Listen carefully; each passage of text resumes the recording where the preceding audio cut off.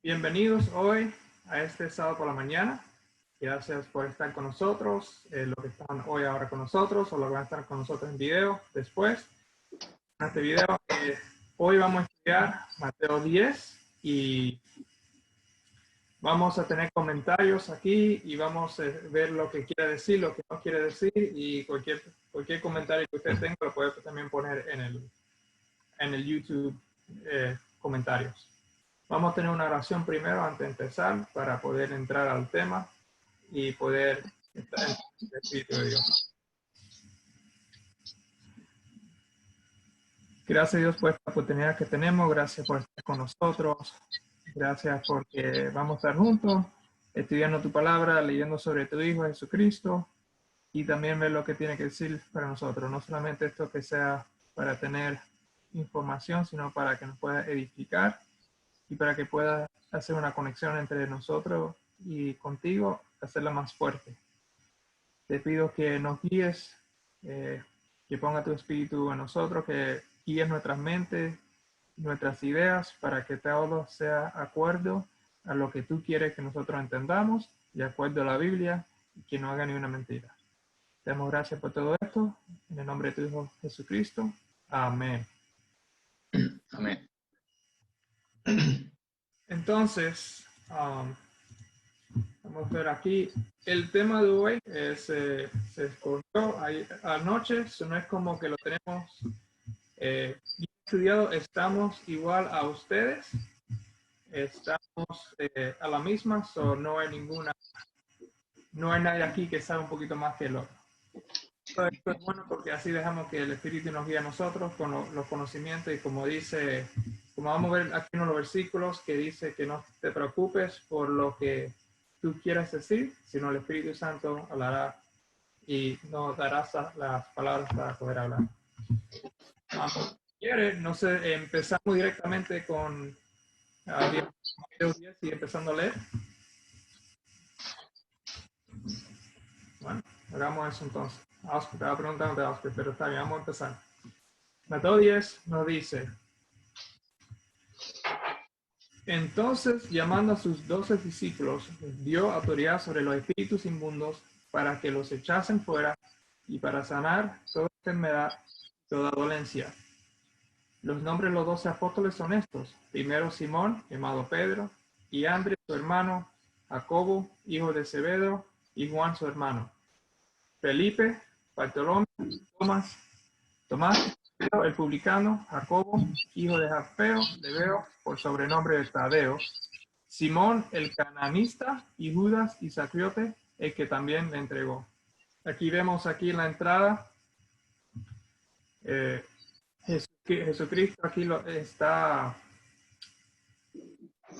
mandando a sus discípulos para que pueda hacer el mismo trabajo que estaba haciendo Jesús, y aquí se establece cuáles eran sus 12 discípulos, cuento al título, es la lección de los 12 apóstoles. Y tenemos los 12 apóstoles aquí, incluyendo a Judas, el que lo entregó. No sé si quiere hacer cualquier otro comentario sobre esto. Sí, si me permiten. Sí, claro. Y versículos introductorios nos dan a saber, o más bien nos relatan de Cristo ya estaba encomendando a sus discípulos para hacer la obra de evangelización. Sabemos que los discípulos caminaron con Cristo como por 3 años, si no me equivoco, ¿verdad?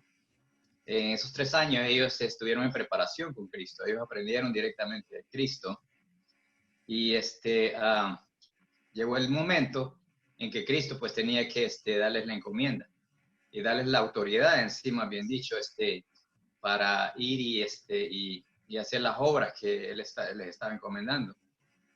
Algo interesante que veo en los primeros versículos es donde dice de que les dio potestad contra los espíritus inmundos. Recordemos de que nuestra lucha, también Dios nos dice de que nuestra lucha no es con carne ni con sangre, ¿cierto? Sino contra potestades de las tinieblas. Así es de que nuestra lucha va a ser siempre esas potestades de las tinieblas que son muy difíciles de vencer. Así de que para que los discípulos pudiesen hacer una obra de evangelización, de poder sanar, de poder echar fuera demonios, sanar enfermedades, dolencias, tenían que ser investidos con poder, ¿cierto?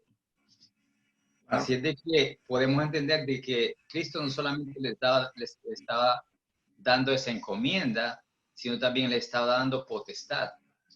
Y eso lo podemos entender que le estaba dando el poder, o sea, de su espíritu para poder hacer esas obras. Ahora, lo interesante que tú estás hablando aquí de dar poder, que Jesucristo está dando el poder a los discípulos, es que ese poder, ¿de dónde recibió Jesús?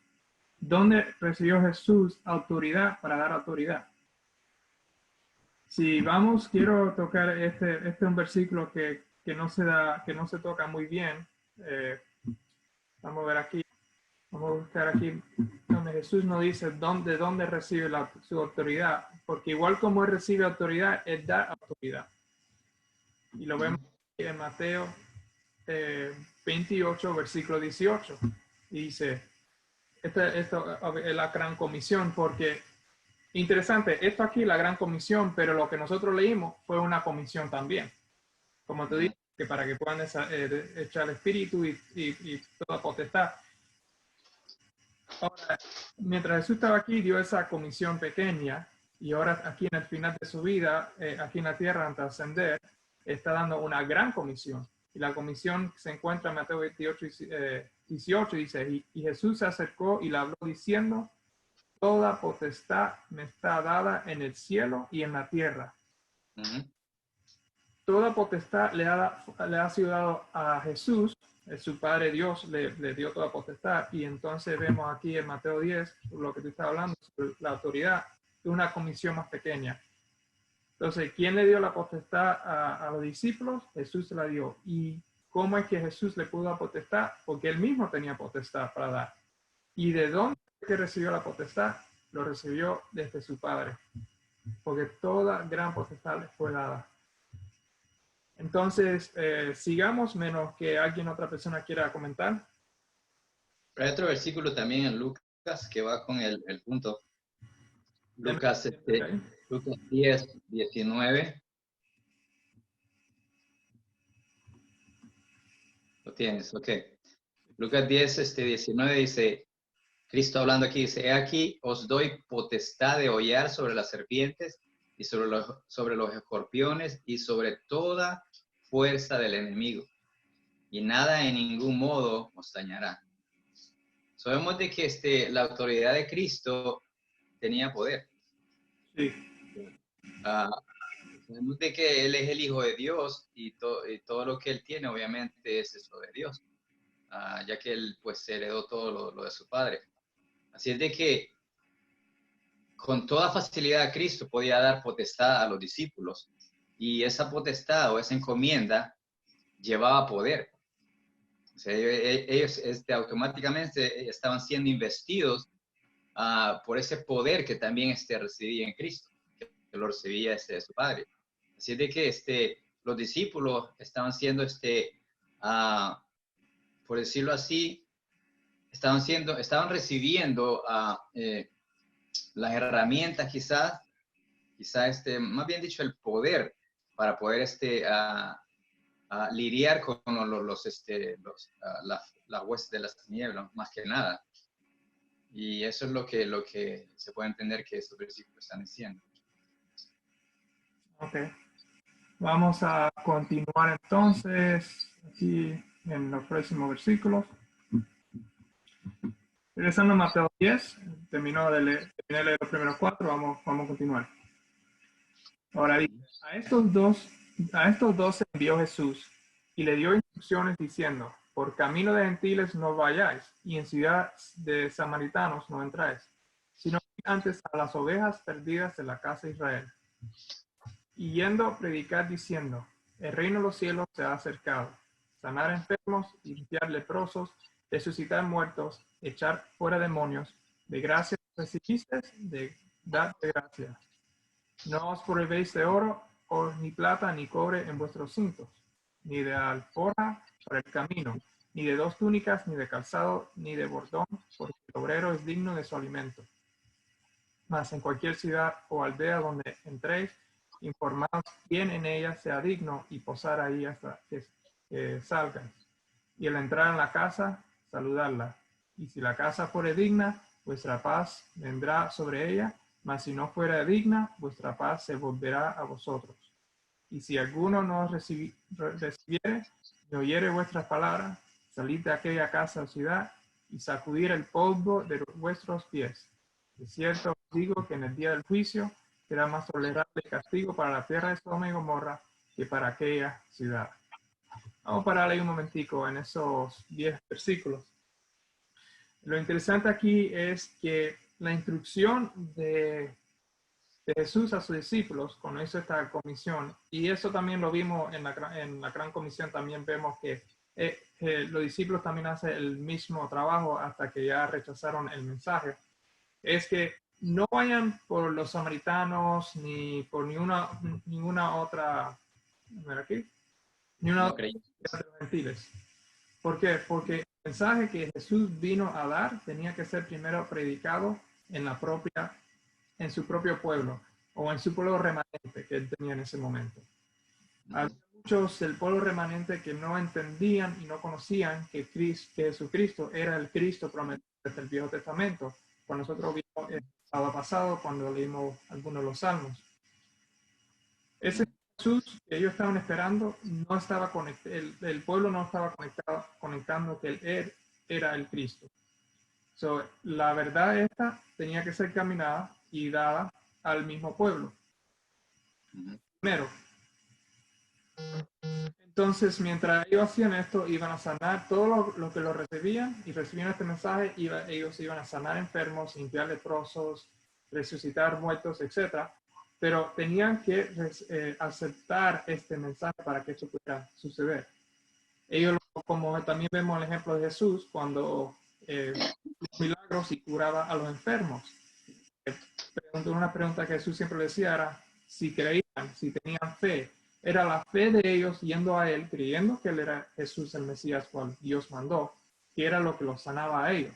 Igual aquí tenemos lo mismo, los discípulos van y a lo que creen el mensaje por medio de los discípulos que Jesús tenía para ellos, con esa fe era la razón que ellos podían sanar enfermos, limpiar leprosos, resucitar los muertos, echar fuera demonios. Y también Jesús le dice, como recibieron de gracia recibiste, también dar. Esta comisión, este poder que ellos recibieron de Jesús, no le costó nada. Nada más lo único que le costó fue tener fe en Jesús. Lo mismo aquí vemos con las personas que quien ellos iban a predicar y hablarle. Era, si tuviera fe, ellos reciben gratuitamente. Eso es lo único en sí que nos cuesta a nosotros, es tener fe. Que es una cosa que no nos cuesta físicamente, sino mentalmente, espiritualmente, es tener la fe. La otra parte aquí dice, más en cualquier, la casa fue digna, vuestra paz vendrá sobre ella. Y si la casa fuera digna, aquí está un poco más, en el versículo 13, aquí enseña un poco más lo que está diciendo. Si la casa fuera digna, significa que hay casas que son dignas y casas que no son dignas. ¿Quién son dignos y quién no son dignos? Los dignos son los que creen. Los que no creen no son dignos. Porque sigue más, si no fuera digna, vuestra paz se volverá a vosotros. Y si alguno no recibiere ni oyere vuestra palabra, salid de aquella casa o ciudad y sacudid el polvo de vuestros pies. ¿Qué casa estamos hablando aquí? ¿Estamos hablando aquí de todo el mundo o estamos hablando aquí específicamente de un grupo pequeño de personas? Jesús, el mandato, como ya leímos en el principio, fue que vaya primero a su casa, al pueblo de Israel, a la casa de Israel, a las ovejas perdidas. En el mismo pueblo de Dios, el mismo que es llamado de Dios, hay muchas ovejas que estaban perdidas. Y aquí le está diciendo lo mismo, que estas casas donde iban a ir eran al mismo pueblo de Israel, a las ovejas perdidas. Y muchos iban a rechazar el mensaje que los discípulos traían. Y por eso dice que si no te recibieran, sacude el polvo de vuestros pies y que se vayan. Porque de cierto os digo que el día de juicio será más tolerable el castigo para la tierra de Sodoma y de Gomorra que para aquella ciudad. Ahora la pregunta es ¿por qué? ¿Por qué sería más tolerable el castigo en la tierra de Sodoma y Gomorra? Una tierra que conocemos que estaba en pecado, tan pecado que Jesús tuvo que venir abajo a la tierra y mandar sus 2 ángeles para que saque a Lot y su familia para que no fueran quemadas y destruidas. Es uno de los muy pocos ejemplos que nosotros vemos que donde Dios tiene que intervenir personalmente porque el pecado está tan alto que no que tenía que destruir el lugar o mandar un mensaje. Por ejemplo, cuando Jonás mandó un mensaje a Nínive por medio de Jonás, y porque Nínive estaba con tanto peligro. Ahora, mucho pecado. ¿Qué pasó con Nínive? La ciudad de Nínive se arrepintió, y al arrepentirse, Dios no destruyó esa ciudad. Pero aquí vemos que, pero lo que quería decir es, ¿cuál es la diferencia entre Sodoma y Gomorra y la casa de Israel? La diferencia es que Sodoma y Gomorra no tenían entendimiento en sí sobre Dios.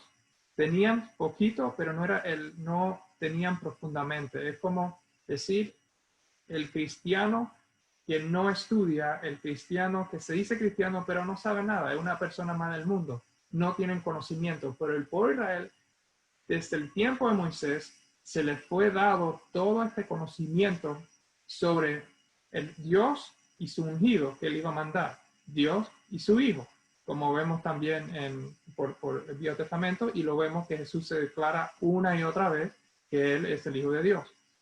Este pueblo, la razón que mandó la comisión esta era para explicarle al pueblo que el Mesías, el que Dios iba a ungir, iba a mandar al mundo, fue ungido y fue mandado al mundo para que predique, para que haga todo estos milagros y para que traiga para atrás el pueblo de Dios para atrás a Cristo. ¿Por qué? Porque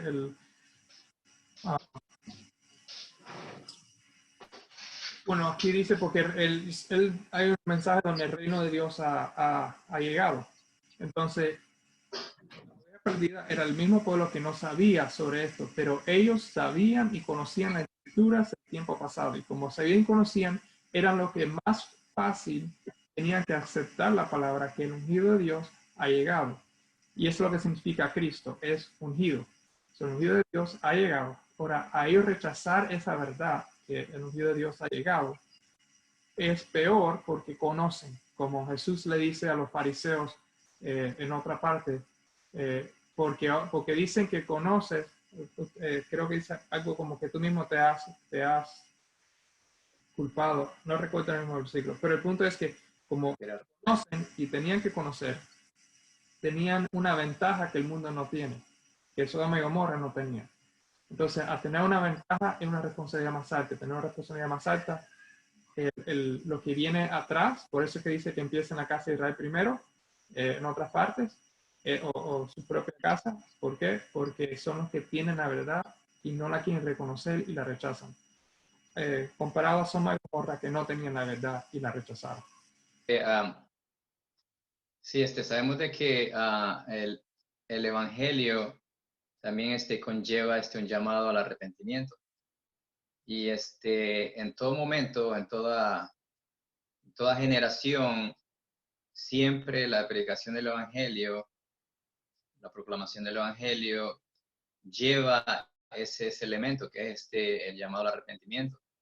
Y los discípulos también, los apóstoles, llevaban el mismo mensaje. Ahora, tú hablaste de Sodoma y Gomorra y lo comparaste con, el pueblo de Dios. Y sí, ciertamente, el pueblo de Dios siempre ha sido bendecido con las verdades, para que reconozcan los tiempos, reconozcan las verdades acerca de Dios mismo y también acerca de su Hijo, conozcan más que nada todo lo que es el plan de salvación. O sea, el pueblo de Dios no tiene excusa y no para para, en ninguna forma tiene excusarse ante Dios y decir que está en ignorancia. No. En todo tiempo Dios ha proveído luz a su pueblo para que no se mantenga en ignorancia.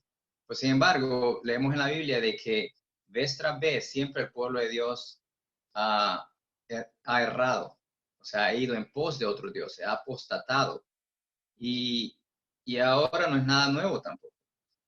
Ahora estamos viendo lo mismo, que el pueblo de Dios, el movimiento que escogió para dar el mensaje, el último mensaje en sí al mundo, porque estamos viviendo en sí en el tiempo del fin.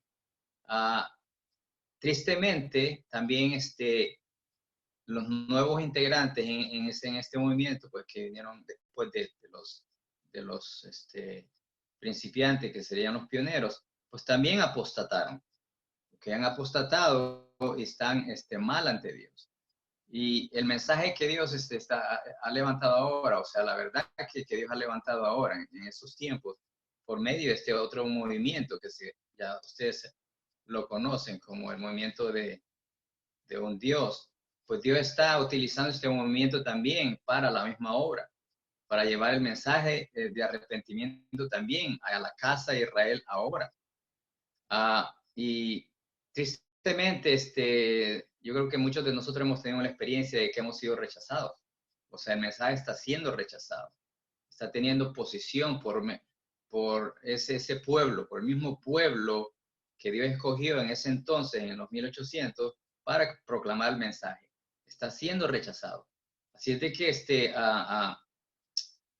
la destrucción de Sodoma y Gomorra es un paralelo a lo que va a suceder ahora. Dios no envía su juicio antes de dar una advertencia, ¿cierto? Como lo mencionaste, lo hizo con Nínive. Nínive se arrepintió. Lo hizo con Sodoma y Gomorra. ¿Ok? Pero ellos no se arrepintieron. Así de que Dios tuvo que dar juicio, hacer juicio con esa ciudad. Y finalmente, pues, fue destruida. Eso es lo que va a suceder ahora en el final. Y el pueblo de Dios necesita ser alertado. Yo creo que todavía es tiempo de que los siervos de Dios que conocen la verdad presente para este tiempo deben de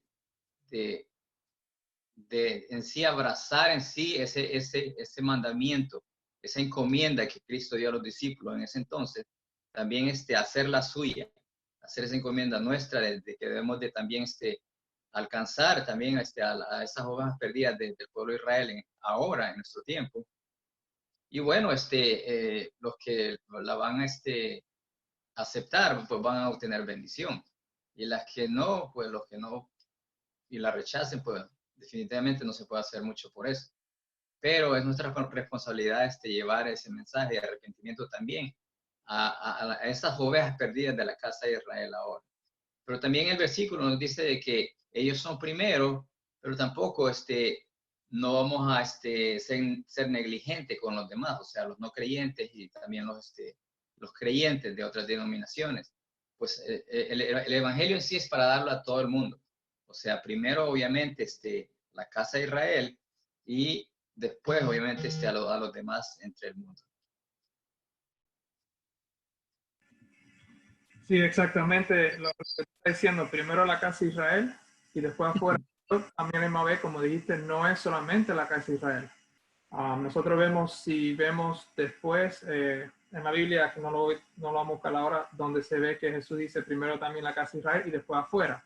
El juicio empieza ¿dónde? Adentro y después afuera. El evangelio, Dios se lo dio en el Viejo Testamento a un pueblo para que ese pueblo pueda hacer la luz. Primero tenga el pueblo el evangelio y ese evangelio se puede dar al mundo entero.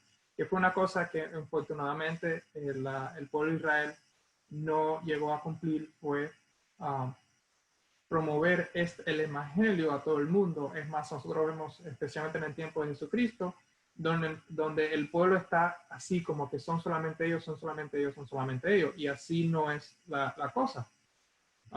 Nosotros vemos que yo estaba pensando llevarlo a Ezequiel capítulo 9, porque ahí podemos ver algo parecido a lo que también tiene que estar en Apocalipsis, donde se habla sobre el juicio.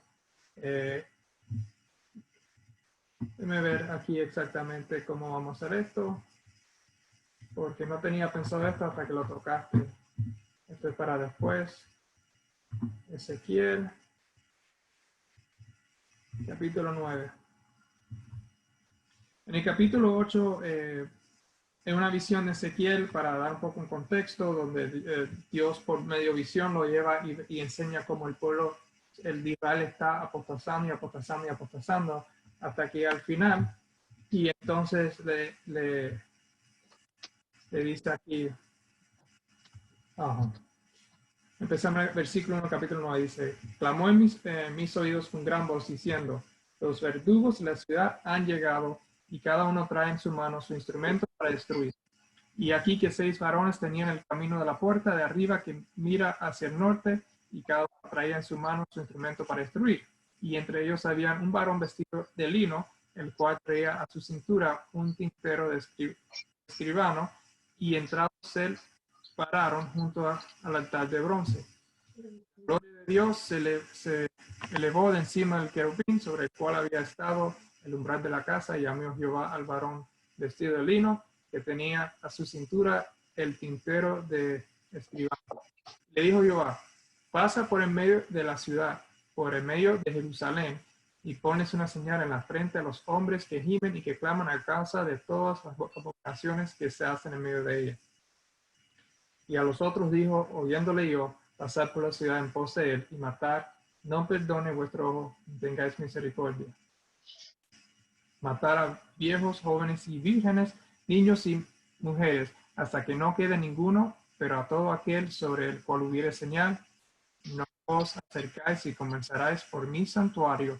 Comenzaron pues los varones ancianos que estaban delante del templo, y les dijo, contaminar la casa y llenar los atrios de muertos, salir, y salieron y mataron la ciudad. La cosa es que aquí, que como está diciendo el contexto, Ezequiel está viendo abominación tras abominación tras abominación, y Dios le está enseñando por medio de la visión que su pueblo escogido, y esto lo estoy diciendo porque el tema tiene que ver con Mateo 10, donde Jesús dice que vaya primero a las ovejas perdidas de Israel, sino en otras palabras decir, que vaya a esas personas que se llamaban y se consideraban que eran del pueblo de Israel, el pueblo escogido de Dios. Y aquí estamos lo mismo. En Ezequiel 8, Ezequiel está viendo una visión donde su propio pueblo está haciendo abominaciones. Y llega al punto que los líderes mismos son los que más abominaciones están haciendo en todo el pueblo, cual causa el pueblo de Dios, no el mundo. Lo estoy diciendo de esta forma para que esos que creen que es del pueblo de Dios piensen, el mismo pueblo de Dios, los líderes llegaron a llevar al pueblo de Dios a adorar, sin que ellos, creyendo que era algo normal, hasta el sol. Eso se ve en el capítulo 8 en el final, llegaron a adorar hasta el sol. Aquí entonces dice, pasa en versículo 4 y pasa por medio de la ciudad, por el medio de Jerusalén. En otras palabras, por el medio de mi pueblo, el que tiene mi nombre.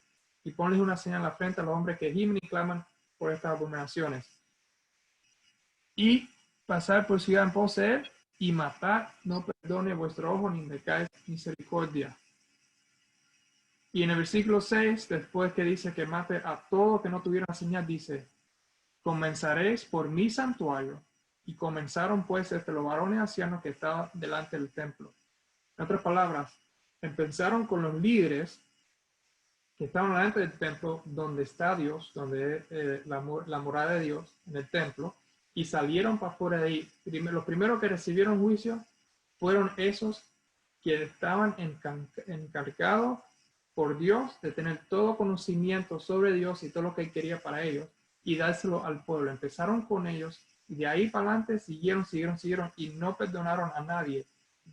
Si eran miembro de ese establecimiento, hasta el último que acaba de entrar a la puerta, que se hizo miembro, ese también cogió la espada. Y le dijo, asesinar los atrios muertos, salieron y mataron la ciudad.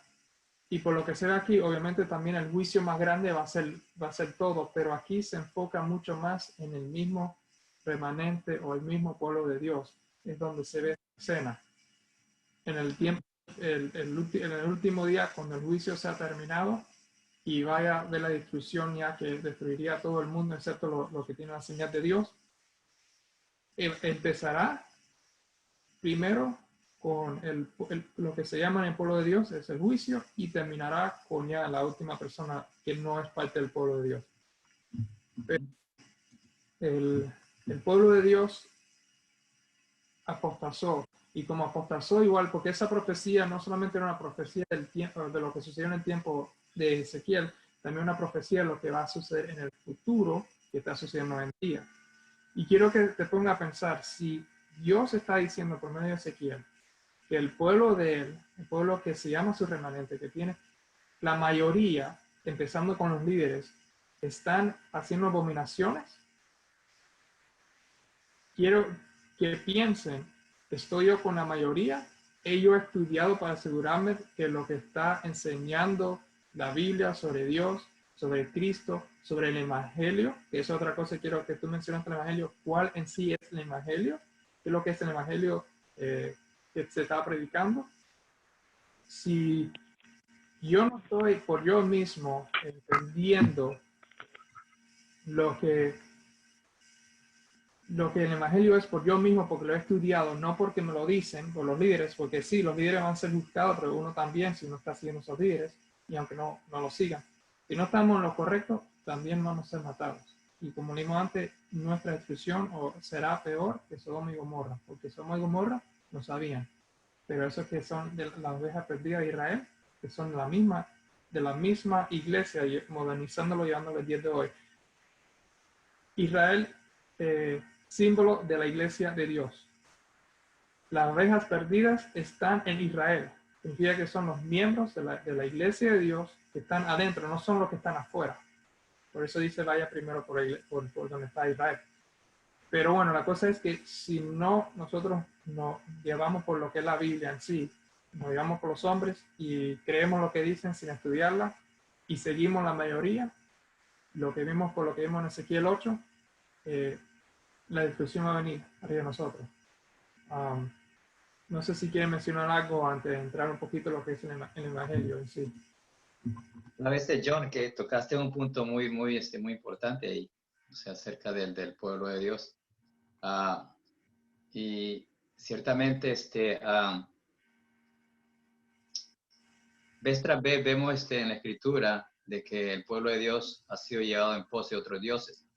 Y usualmente ha sido por los líderes entre el pueblo. Eso se deja ver en la Biblia. Vez tras vez, en cada generación se describe eso en la Biblia, de que los líderes son los que, y no es que en cierta forma estemos aquí desacreditando a los líderes en ninguna forma, pero es cierto. O sea, los líderes llevan una gran responsabilidad también entre el pueblo. Los líderes tienen que ser más cuidadosos en sí en su ministerio y también en la forma en que como ellos se van a desenvolver entre el pueblo. Llevan una gran responsabilidad definitivamente, pero por el historial que ha tenido el pueblo de Dios en todas estas generaciones, es claro de que siempre los líderes han sido los que han llevado al pueblo completo en pos de otros dioses, en otras palabras, en apostasía. Y ahora, en nuestro tiempo, pues no es nada nuevo. La misma historia se ha repetido como en el pasado, en que si la mayoría de los líderes, si no todos, okay, han llevado en sí ahorita al pueblo en pos de otro Dios, por medio de un concepto errado acerca de Dios. Y nuestra hermana Elena también dice eso y clarifica eso, donde dice que un concepto errado acerca de Dios constituye idolatría. Por ende, es apostasía también. Así de que nosotros y cada persona, yo creo que viene a ser miembro de algún grupo religioso, yo creo que por naturaleza tendemos a confiar mucho en el liderazgo. Y ese yo lo veo como un peligro, de que nosotros no deberíamos de confiar todo al liderazgo, especialmente cuando tiene que ver con las cosas de Dios. Pero eso es algo natural en nosotros. Escuchamos lo que se habla y pues sabiendo de que el liderazgo pues ha tenido preparación ya, académica en cuanto a la Biblia y todo eso, pues tendemos a confiar en ellos. Pero yo lo veo sí como un peligro de que si no debemos de confiar todo en ese liderazgo, porque ellos son también hombres falibles que fácilmente pueden errar, fácilmente pueden malinterpretar la escritura y nos puede estar enseñando algo errado. Y eso ha sucedido. Ahora, por lo menos nosotros nos hemos dado cuenta de que hay un concepto que, que en sí prácticamente todo el mundo cree y todo todos entre el mundo religioso creen. Y es un concepto errado acerca de Dios. Así que yo veo que ese punto es muy interesante, muy importante que se hable, porque nuestra confianza, de acuerdo a la Biblia, es que tiene que ser puesta en sí en Dios, no en el hombre. Es más, Dios da una advertencia a aquel que confía en el hombre y no en él. Nosotros ya la conocemos, ¿cierto? Que maldito es el hombre que confía en el hombre y que da su brazo por carne. Conocemos ese versículo. Así es que Dios nos da advertencia en cuanto a eso también. Es cierto, no hay ningún problema respetar a las personas, respetar quizás a un líder por su posición, por lo que es, ¿me entiende? Pero no necesariamente confiar nuestra espiritualidad en las manos de ese líder. Así de que yo creo que eso es algo que cada uno de nosotros debe tomar en cuenta. Nosotros vemos por arribita, porque este estudio no tiene que ver con eso, pero en el libro de Jueces, ¿verdad? En el libro de Jueces, si no lo han leído, léanlo. El libro de Jueces se ve donde el pueblo estaba, después de Josué, que Josué murió, el último líder así vino Moisés y después Josué, el pueblo de Dios estaba distribuido por toda la tierra de Canaán, por la tierra prometida que se le fue dada, y cada lugar tenía jueces. Y los jueces, cada juez juzgaban como a lo que ellos sabían. Y se veía en el libro de Jueces, se ven muchas cosas horribles. Por aquí hacían una cosa, por ahí hacían otra. Todo el mundo tenía sus cosas que eran pecado y eran malos contra el pueblo de Dios, contra Dios. Pero cuando llegamos al libro de Samuel, vemos que el pueblo pide un rey. Y Samuel está contra que ellos piden un rey. Y eso para Samuel estaba tan contra eso que se molestó y Dios le dijo, no te molestes porque no están yendo contra tú, Samuel, están yendo contra mí, Dios. Y para Dios era peor ponerle un rey al pueblo que dejarlos a ellos que todos tuvieran jueces y que todos hagan, y esa es la frase, hicieron todo lo que estaba bien ante sus ojos. Que es una frase, creo que es la frase que se usa bastante en el libro de Jueces.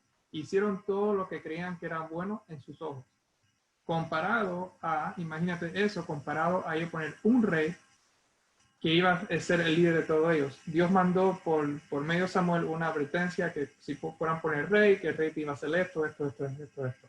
Para Dios era peor de ser un rey que los jueces. ¿Por qué? Por lo mismo que lo que más o menos lo que te está comentando. Mientras ellos tenían jueces y ellos estaban directamente, no estaban bajo un rey, ellos hacían lo que era bueno en sus ojos, aunque sea malo, pero por lo menos era entre la persona y Dios. Y Dios podía entonces, por medio de cada, tú sabes, por medio de cada persona, guiar sus corazones y no había alguien que lo estaba liderando. Pero enseguida que puso un rey, fue peor para Dios, porque ahora están sacando a Dios como su rey y están poniendo un rey humano. Pero ahora este rey humano, lo que haga este rey humano, si se era para acá, el pueblo va con él. Si está en lo bien, se va por lo bien. Y lo vemos bastante en el Viejo Testamento. Cuando era un rey malo, el pueblo hacía muchas abominaciones y Dios estaba contra el pueblo. Pero cuando venía un rey bueno que hacía las cosas correctas y ponía la ley de Dios para atrás en su lugar, entonces Dios bendecía porque el pueblo seguía a donde estaba el rey. Obviamente sí, porque alguien puede estar pensando esto.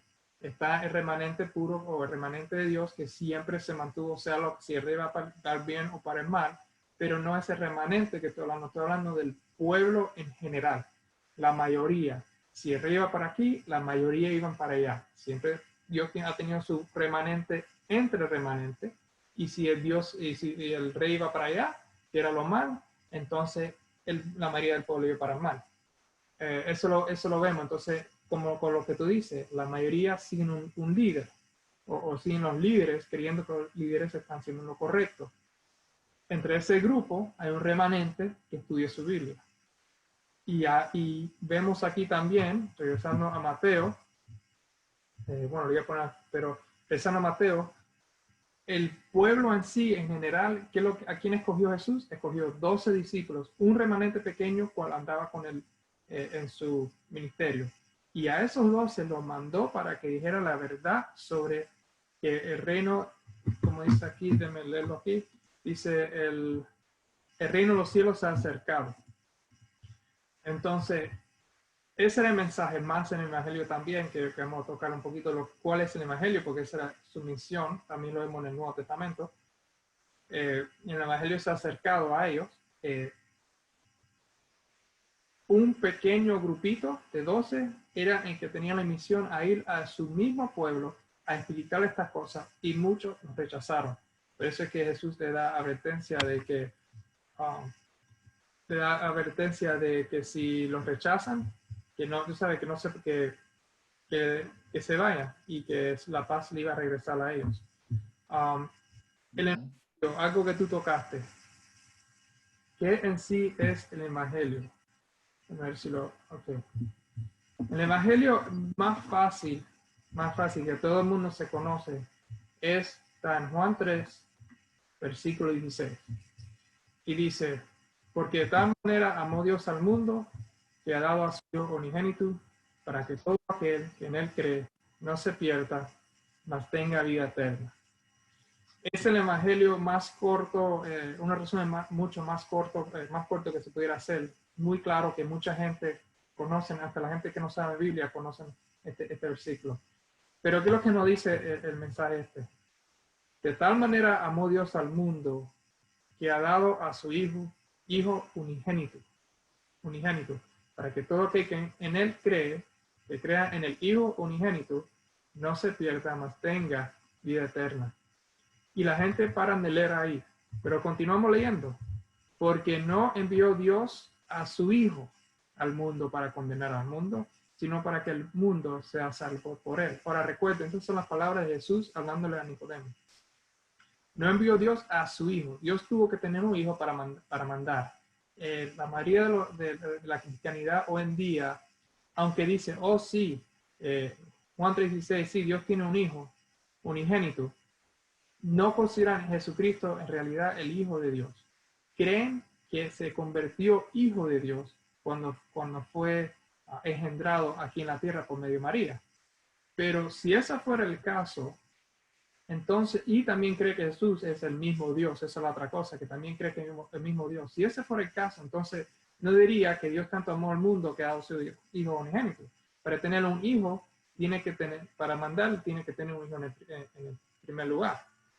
Si no, diría algo como así, diría, de tal manera amó Dios al mundo, que ha dado, que se convirtió él mismo, o parte de él se convirtió a un hijo unigénito, para que todo aquel, no diría que fue dado. Siguiendo el versículo 17, porque no envió Dios a su Hijo al mundo, sería más, Dios nos envió Él mismo, o Dios no envió parte de Él, sino dice, Dios envió a su Hijo al mundo, algo que Él ya tenía, que se engendró o se encarnó en la humanidad para condenar al mundo, sino para que el mundo sea salvo por Él. Y ahora aquí está el versículo 18, que es no solamente, este versículo 18 no es para nosotros en día, sino era también para el tiempo que Jesús vivía, el tiempo de los discípulos. El que en Él cree no es condenado, pero el que no cree ya ha sido condenado porque no ha creído en el nombre del unigénito Hijo de Dios. El que no cree que Dios mandó a Jesús, al Mesías, cual se habló bastante en el Viejo Testamento, que Dios iba a mandar un ungido, que Dios iba a mandar su Hijo, que Dios iba a mandar a otro como pacto entre el pueblo de Dios y Él. El que no cree en Él, y eso era la misión de Jesús aquí, y la misión que le dio a los discípulos era que predique que Jesús es ese ungido que Dios iba a mandar, que Jesús es ese Hijo de Dios cual iba a venir, que Jesús era esa persona de tanto que se habló en el Viejo Testamento que iba a venir a sacar al pueblo de Dios y rescatarlo para atrás a Dios. Si ven la semana pasada se habla un poco más de eso. El que no cree en esto no es solamente nos está diciendo a nosotros, sino le está diciendo también lo mismo. Hay que ponerse en la mente del tiempo de Israel, del tiempo de Jerusalén, cómo ellos pensaban quién era Jesús y cómo es que se estaba conectando. El que en Él cree no es condenado. El que creía que Jesús era el Hijo de Dios mandado, porque eso es lo que Juan 3:16 nos dice, que es el Hijo de Dios. El que cree que Jesucristo es el Hijo de Dios no es condenado. El que no cree que es el Hijo de Dios ya ha sido condenado porque no ha creído en el nombre del unigénito Hijo de Dios. Y esta es la condenación, que la luz vino al mundo y los hombres amaron más tinieblas que la luz, porque sus obras eran malas. Buen punto. ¿Eh? Buen punto, John. Sí, pues Sí. porque es algo que Dios hizo, ¿me entiendes? Con ese pueblo en ese entonces, el pueblo de Israel, envió a su hijo, pero vemos de que ellos no lo recibieron. Y no le aceptaron en sí como tú dices, como el Hijo de Dios. Aún cuando él se presentó como Hijo de Dios, no lo aceptaron como Hijo de Dios. No le creyeron. O sea, no creyeron en su palabra. Y hay muchas formas en que también ahora se puede rechazar al Hijo de Dios. En ese entonces lo rechazaron directamente. No te creemos, que no creemos que sea el Hijo de Dios. Cuando ellos en sí ya tenían una noción o si estaban informados de que sí iba a venir alguien, un Salvador, un Mesías, ellos lo sabían porque tenían el Viejo Testamento, en el cual ellos podían estar informados. Y el pueblo en sí estaba informado, los dirigentes estaban informados de esa profecía. Pero sin embargo, cuando el tiempo vino, no pudieron discernir que Cristo, o sea, Jesús era definitivamente el Hijo de Dios, el ungido de Dios, el Mesías, el Salvador, no solamente de ellos, sino también del mundo entero. No pudieron ver eso, no lo reconocieron en sí. Ahora, pero ese es el tema que va a entrar en los siguientes versículos, al final, de cómo ahora tanto el pueblo como muchos entre el mundo están rechazando a Cristo, como el Hijo de Dios también. Pero eso pues va a ser para más después. Entonces, en ese caso, me voy a quedar callado en lo que iba a decir. Si viene mal. No. No. Lo vamos a esperar. Como tú dijiste que viene después, si no se dice, después yo lo digo, si me recuerdo. Vamos a seguir. Sí, no quiero, la sorpresa no la quiero arruinar. Vamos a continuar entonces hasta el 25. Y sea el 25, vamos a continuar. El 24. No era el 23. ¿Hasta 23? Ok. Voy para el 23. He aquí, yo os envío como a ovejas en medio de lobos. Sed pues prudente como serpientes y sencillos como palomas. Y guardaos de los hombres, porque os entregarán a los concilios y en sus sinagogas os azotarán. Y aún ante gobernadores y reyes seréis llevados por causa de mí, para testimonios a ellos y a los gentiles. Mas cuando os entreguen, no os preocupéis por cómo o qué hablaréis, porque en aquella hora os será dado lo que habéis de hablar. Porque no sois vosotros lo que habéis, sino el Espíritu de vuestro Padre, que habla en vosotros. El hermano entregará a la muerte al hermano, y el padre al hijo, y los hijos se levantarán contra los padres y los harán morir, y serán aborrecidos de todo por causa de mi nombre, mas el que persevere hasta el fin, éste será salvo. Cuando os persigan en esta ciudad, huid a la otra, porque de cierto os digo que no acabaréis de recorrer todas las ciudades de Israel antes que venga el Hijo del Hombre. Aquí hay mucho que se puede sacar. Empezando el versículo. Yo envío como a ovejas en medio de lobos, sed pues prudentes como serpientes, sencillos como palomas. Jesús aquí le está hablando a los discípulos en su tiempo, pero este pasaje, esta sección que leí, tiene no solamente que ver con el tiempo de Jesús cuando estaba en la tierra con sus discípulos, pero también tiene mucho que ver con el futuro después de ese tiempo. Esto se ha repetido muchas veces hasta el día de hoy. Jesús mandó a sus discípulos como ovejas en medio de lobos. Jesús, ¿cómo lo mandó? Sin nada. Jesús lo mandó y dijo, vayan, no se preocupen por nada y vayan a predicar. En medio de lobos, ¿por qué? Porque si vemos y conocemos el Evangelio y leemos el Evangelio, vemos que Jesús mismo fue atacado muchas veces por los líderes del tiempo de eso, por los fariseos y los saduceos. ¿Y cómo es que Jesús lo está comparando a ellos? Lo está comparando a ellos como lobos. ¿Por qué? Porque están ahí listos para comerse a la oveja. ¿Qué es lo que hace un lobo? Se esconde, se pone listo, vienen, los lobos no trabajan juntos, los lobos trabajan en equipo y vienen y atacan la oveja. Y las ovejas, cuando se esparcen, están solas, no están en equipo, pero los lobos sí trabajan en equipo. Por eso es que las ovejas necesitan un pastor. Guardad a los hombres porque os entregarán a los concilios y en sus sinagogas os azotarán. Jesús pasó por lo mismo, fue entregado y fue azotado y hasta lo mataron en una cruz. Y también vemos que los discípulos después en el Nuevo Testamento también padecieron por diferentes cosas así como estas. Fueron entregados a concilios y algunos de ellos fueron. Pero también nosotros vemos mucho más después en el tiempo. Vemos el tiempo cuando de los 1260 años, en la profecía, esto no necesariamente que en la profecía, pero hubo un tiempo, la era oscura, donde hubo muchos cristianos, millones de cristianos que fueron perseguidos, fueron llevados a concilios y fueron matados delante de muchas gentes. ¿Por qué? Porque querían la verdad y no querían convertirse al error, que era que lo que se predicaba a la mayoría de la gente, lo que la mayoría de la gente lo creían.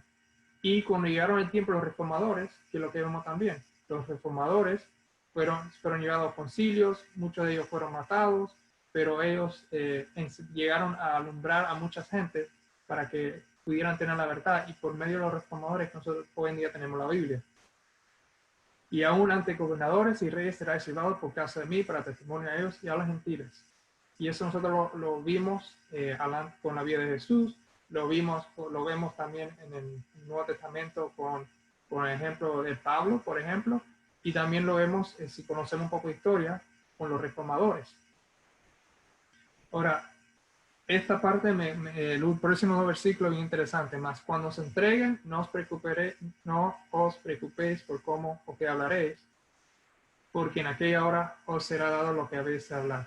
Porque no sois vosotros lo que habléis, sino el Espíritu de vuestro Padre que habla en vosotros. Muchas personas estudian, y no estoy diciendo que estudiar la Biblia no es malo. Estudiar la Biblia es muy bueno, Y ahí nosotros podemos ser edificados, conocer a quién es Dios de verdad, conocer su Hijo, conocer lo que tiene que llevarnos para la vida eterna, todas esas cosas. Pero muchas personas estudian, igual como hicieron en el tiempo de Jesús, los fariseos estudiaron la Biblia, ¿para qué? Creyendo que, para que yo pueda recordar y tener estas cosas y tener, no.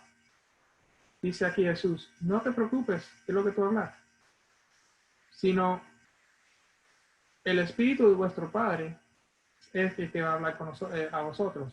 Ahora, solamente este versículo 20, aquí la parte en el medio, ya solamente con las palabras que dice, debe de quitar cualquier idea errónea sobre quién es Dios.